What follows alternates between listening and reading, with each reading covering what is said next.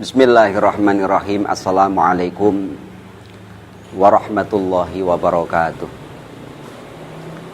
Alhamdulillah wa syukurulillah ala ni'matillah, la hawla wa la quwwata illa billah.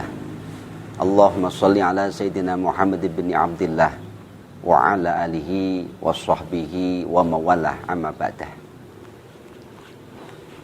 Ikhwani yang dirahmati oleh Allah subhanahu wa ta'ala, pertama, marilah kita senantiasa selalu bersyukur kepada Allah subhanahu wa ta'ala atas segala limpahan rahmat, taufik, hidayah dan inayahnya, sehingga pada kesempatan ini kita senantiasa selalu diberikan keberkahan oleh Allah subhanahu wa ta'ala, diberikan kenikmatan oleh Allah subhanahu wa ta'ala, diberikan umur panjang oleh Allah subhanahu wa ta'ala.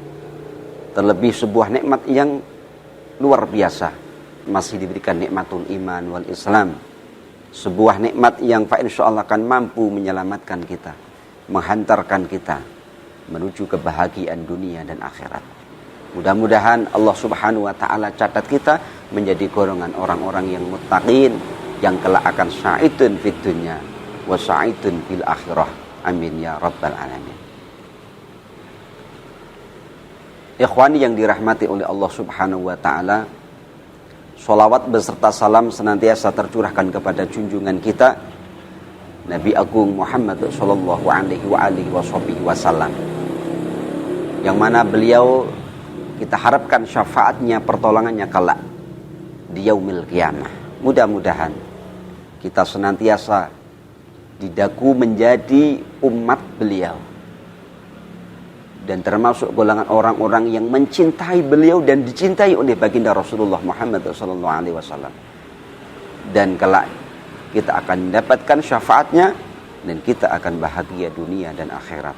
Amin ya rabbal alamin.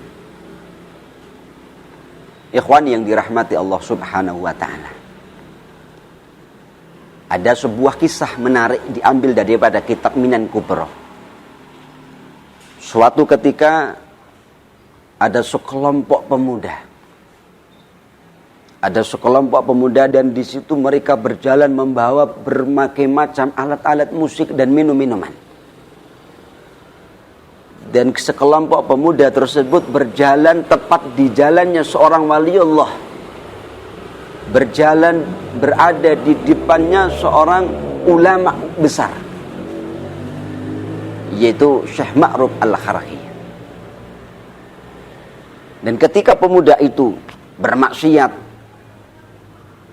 melakukan sebuah hal-hal yang kurang terpuji di hadapan Syekh Ma'ruf Al-Kharqi, mengetahui hal itu maka murid-muridnya yang direkkan daripada Syekh Ma'ruf Al-Kharqi tidak terima atas perlakuan daripada sekelompok pemuda tersebut. Maka spontanitas para muridnya memohon minta kepada Syekh Ma'ruf Al-Kharqi agar beliau mendoakan kepada pemuda tersebut, didoakan celaka oleh Syekh Ma'ruf Al-Kharqi.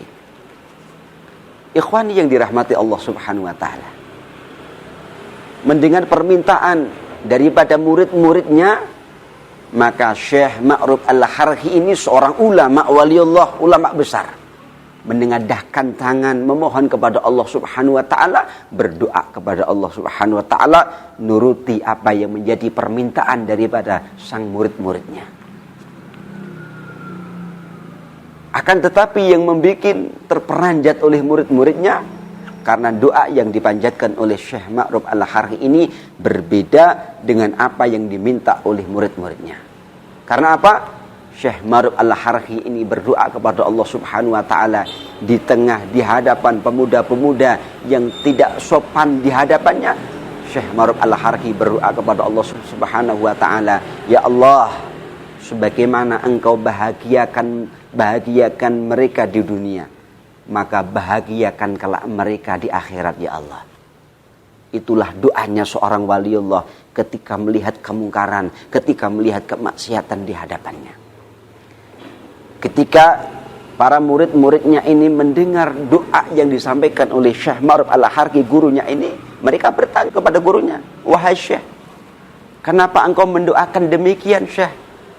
Kenapa engkau mendoakan demikian? Kami minta engkau doakan agar mereka celaka ya Syekh. Kenapa engkau mendoakan demikian? Kemudian para murid-muridnya dipanggil untuk mendekat kepada sang syekh dan dikasih tahu apa makna daripada doanya tersebut.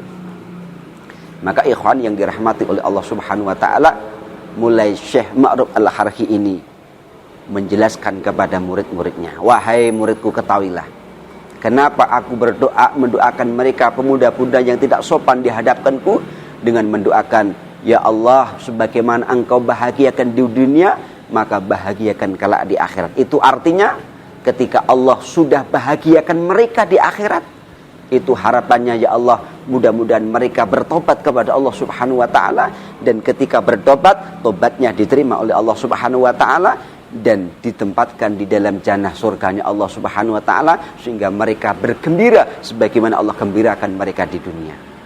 Subhanallah. Ikhwan yang dirahmati oleh Allah Subhanahu wa taala, itulah akhlak seorang waliullah. Itulah akhlak seorang ulama besar. Sebagaimana meniblat ittiba daripada baginda Rasulullah Muhammad SAW, ketika baginda Rasul dicaci maki, dicemooh, kemudian dilempari kotoran dan macam-macam, akan tetapi tidak ada rasa dendam sedikit pun. Justru malah baginda Rasulullah Muhammad SAW mendoakan kepada mereka, Allahumma hdi qaumi fa innahum la ya'lamun. Ya Allah, semoga engkau berikan hidayah kepada mereka karena mereka tidak mengetahui, ya Allah. Ini adalah doa mencontoh daripada baginda Rasulullah Muhammad SAW. Maka ikhwan yang dirahmati oleh Allah Subhanahu wa taala, inilah akhlak seorang mulia. Memberikan contoh kepada kita semua, agar apa? Agar ketika kita melihat sebuah kemungkaran, kemaksiatan yang ada di depan kita, jangan sampai lantas kita menghujat mereka. Kita katakan mereka celaka. Kita katakan mereka masuk dalam neraka. Tidak boleh. Bukan akhlak seorang muslim. Bukan akhlak orang yang beriman. Bukan akhlak yang dicontohkan oleh baginda Rasulullah Muhammad SAW. Yang dicontohkan oleh Syekh Ma'ruf Al-Harhi sebagaimana ittiba baginda Rasulullah Muhammad SAW. Ketika kita melihat kemungkaran, kemaksiatan yang ada di depan kita, maka doakan mereka. Mintakan kepada Allah Subhanahu wa taala agar mereka diberikan hidayah oleh Allah Subhanahu wa taala, agar mereka diberikan ampunan oleh Allah Subhanahu wa taala, agar mereka diberikan kemuliaan oleh Allah Subhanahu wa taala, sehingga mereka mau bertobat, tobatnya diterima oleh Allah Subhanahu wa taala, sehingga mereka digolongkan termasuk hamba-hamba Allah yang mulia di hadapan oleh Allah Subhanahu wa taala. Jangan dicaci maki. Jangan dicaci maki, jangan dijelek-jelekan, jangan dicemooh orang-orang yang berbuat kemaksiatan. Doakan mereka, rangkul mereka dengan baik. Insyaallah itulah akhlak-akhlak terpuji ulama-ulama kita, wali-wali Allah yang ittiba, mengikuti jejak daripada baginda Rasulullah Muhammad sallallahu alaihi wasallam. Maka kesimpulannya, jangan kita mudah untuk mencela daripada orang-orang yang berbuat tidak baik di sekitar kita. Doakan mereka. Mudah-mudahan termasuk golongan hamba-hamba Allah yang minal muttaqin, hamba-hamba Allah yang selalu digolongkan oleh Allah Subhanahu wa taala, selalu jalannya Allah Subhanahu wa taala di jalan yang diridhai oleh Allah Subhanahu wa taala. Insyaallah kita termasuk golongan orang-orang yang bahagia dunia dan akhirat. Amin ya rabbal alamin. Mudah-mudahan sedikit ini bermanfaat bagi kita semuanya. Mohon maaf atas segala kekurangan dan kekhilafan. Terima kasih. Billahi taufiq wal hidayah. Assalamualaikum warahmatullahi wabarakatuh.